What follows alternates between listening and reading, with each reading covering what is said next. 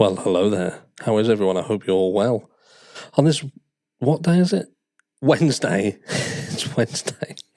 It is Wednesday as well. You can trust me. You can take that to the bank. You're looking absolutely amazing, by the way. And you know what it means when it's Wednesday? Yes, baby, it's the midweek hump. And we all love a midweek hump. And anyway, we're going to get straight into the meat and potatoes. There's been something that's been bothering me for a few days. And by the way, I think this is video 2 of potentially 3. So just keep your eyes peeled. Make sure you subscribe to the channel. Notification bells are on and all that gubbins. So you make sure that you don't miss videos. Because, look, YouTube notifications are sketchier than Rogelio Norris. But anyway, let's get straight into the meat and potatoes. As like I say, there's been some things that have been bugging me around the Idaho 4 case. And I'm sure there is you too. But one thing that stuck out, is Dylan Mortensen, right? Dylan Mortensen's statement, one of the last things that we found out was referencing what she'd actually seen. And it was stated that she believed that the person who she saw, not only did she get a good look at the face, as she saw the bushy eyebrows and that, and saw the direction they were going, door, sliding door, and all that malarkey, while she was frozen in shock phase for around 8 hours. She also believed that he was potentially carrying a vacuum cleaner, or a Hoover in the UK, a vacuum cleaner. And that kind of bugged me, right? And it bugged me for multiple reasons. Because it led me to think back to Steve Gonsalves and what he'd said about, like, he'd gone into the house with a kill kit. And I wondered whether Steve Gonsalves got that because he'd spoken to Dylan Mortensen, or somebody who'd spoken to Dylan Mortensen, and they had said that he looked like he was carrying a vacuum cleaner. Because obviously it weren't a vacuum cleaner, was it? It weren't. Whoever did this didn't think, what I'll do, I'll go in here, I'll do what I'm going to do, this atrocity, and then I'll also vacuum up afterwards. That's not something that's going to happen, is it? So no, it's not a vacuum. So what could this person be carrying that could, in the dark, with someone who not entirely trustworthy, potentially drunk, whatever else, memory not great and what have you. Even the prosecution have kind of tried to rubbish her. But, what else would somebody be carrying that could resemble a vacuum cleaner? And what sort of vacuum cleaner? Because you can get different ones, can't you? You can get like the Henry one. I doubt it was a Henry, because you'd have said, well, he was carrying a little red man. And, you get them upright ones, and maybe he should have, he was pushing a vacuum along, but no, he was holding it. So I'm guessing that it would, the pipe, perhaps. Maybe she saw him carrying something long. And I thought, then that led me into another rabbit hole, because then I'm thinking, wounds don't match. Now, we've been led to believe that this the murders at this house, the weapon in question is a K-bar knife, because we've been told there's a K-bar sheath. And I think there's a lot to do with condition. We've come to the conclusion that whoever did this crime drove a white Hyundai Elantra. Bryan Kohberger drives a white Hyundai Elantra. So there's a coincidence there, isn't there? But again, we don't know. We're conditioning. What I'm saying is this is about conditioning. We're conditioned in certain things to then think to ourselves, well, if Bryan Kohberger was doing that, then that is a coincidence. It leads to this pile of circumstantial evidence building up. But then I'm thinking to myself, but we don't have a murder weapon. We have a knife sheath. So there's a lot of questions around it. I think that would be fair to say. There's a lot of questions around it, and whatever side of the fence you're on, if you believe that Bryan Kohberger is guilty, you're still ignoring quite a lot of stuff about this knife sheath and the acquisition of the DNA, etc., etc. It might come out later on and it might all be cleared up. Now, Judge Hitler. Now, he has sort of said, look, no, none of this gagging. I do feel, again, like I said yesterday, a little bit like closing the stable doors after the horse has bolted. But maybe things will come out, and maybe in the trial itself things will come out. But I believe we've been conditioned in certain things. And then, again, it led me back to this wounds don't match. And then I was thinking about going back down the rabbit hole of another BK who was executed by cops, and that seems to be a never-ending mess. There's no real conclusion. We was told that he was holding up roommates in his room or whatever. That doesn't seem to be true.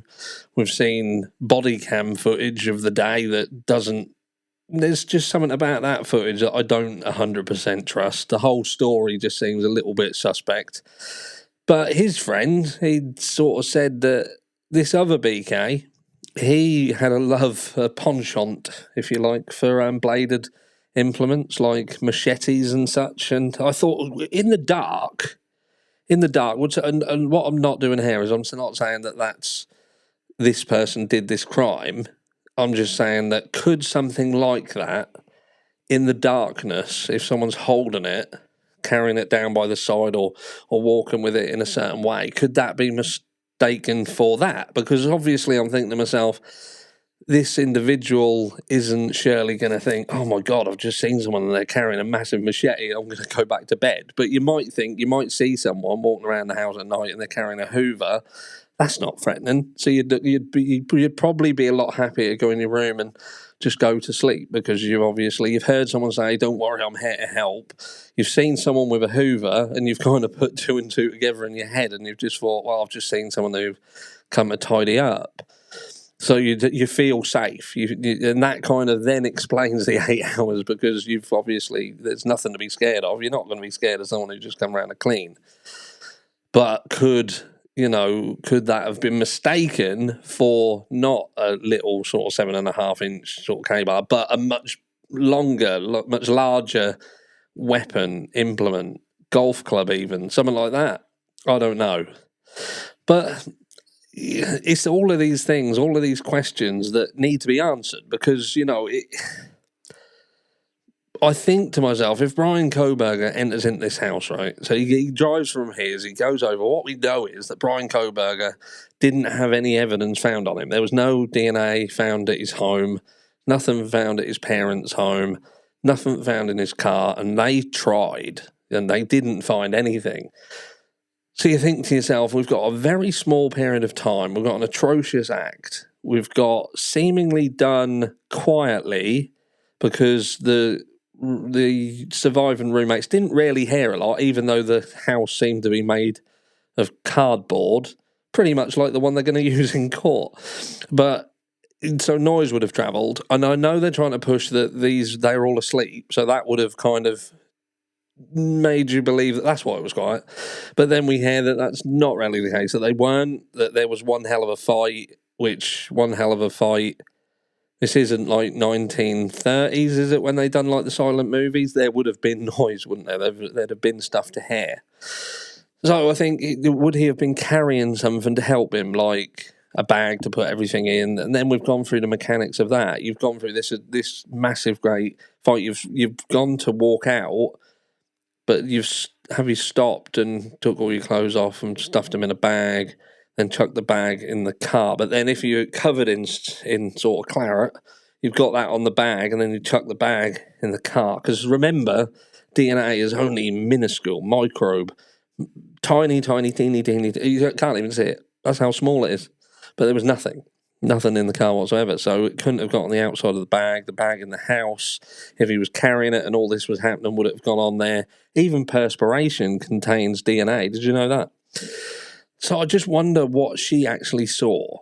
And whether the person she saw was the person who did this crime. Was it one of the people who came in this house? Was there multiple people? But it's important. It's important because I think to myself, if somebody was alien from this property, again, I question, this person would have come to this house, seen all these cars outside, not known who was in the house, because there was an abundance of cars, and this house was a house that was renowned for having a lot of people there.